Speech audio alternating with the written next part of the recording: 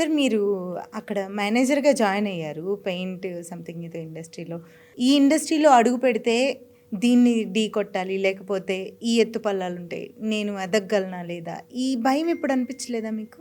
అది చేస్తున్నప్పుడే అనుకున్నాననమాట. నేను కొంత నా ఫ్యూచర్ ఇలా ఉండబోతుందని నేను ఆల్రెడీ డిసైడ్ అయిపోయారు. మెంటల్‌గా నేను ఒక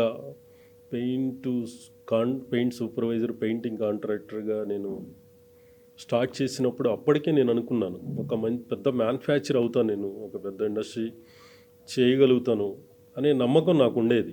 అంటే నాకు మొదటి నుంచి కూడా ఫ్యూచర్‌ని అంటే ఇప్పుడున్న ప్రెజెంట్ నుంచి ఫ్యూచర్‌ని ఎక్కువ చూడటం నాకు ఇష్టం అనమాట. ప్రెజెంట్‌ని నేను బాగా నమ్ముతాను. ప్రెజెంట్‌లో నేను ఎలా ఉండగలుగుతాననే ఒక నమ్మకం నాకు బలంగా ఉంటుందన్నమాట. నేను ఇది చేయగలుగుతాను, ఇది పెట్టగలుగుతాననే నమ్మకంతోనే ఆ పెయింటింగ్ కాంట్రాక్ట్లు చేసుకుంటూ నేను తర్వాత పెయింట్ డీలర్షిప్ తీసుకొని తర్వాత పెయింట్ మ్యానుఫ్యాక్చరింగ్గా 2001లో పెయింట్ మ్యానుఫ్యాక్చరింగ్లో వచ్చామన్నమాట మేము. 2001లో స్టార్ట్ వన్లో చేశారు. పెయింట్ మ్యానుఫ్యాక్చరింగ్కి వచ్చాము.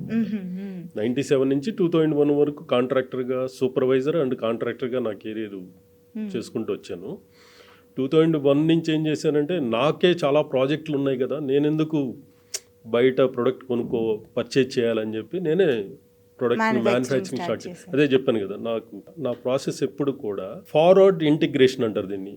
ఫార్వర్డ్ ఇంటిగ్రేషన్ అంటే నాకు కావాల్సిన ప్రోడక్ట్ని లేకపోతే నాకు కావాల్సిన దాన్ని నేనే మ్యానుఫ్యాక్చరింగ్ చేసుకోవటం.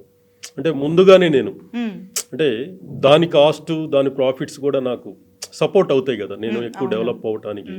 Backward integration and forward integration నాకు బాగా హెల్ప్ అవుతుండే అనమాట. నాకు order book backward integration, forward integration నాకు ప్రొడక్ట్ మ్యానుఫ్యాక్చరింగ్ అనమాట.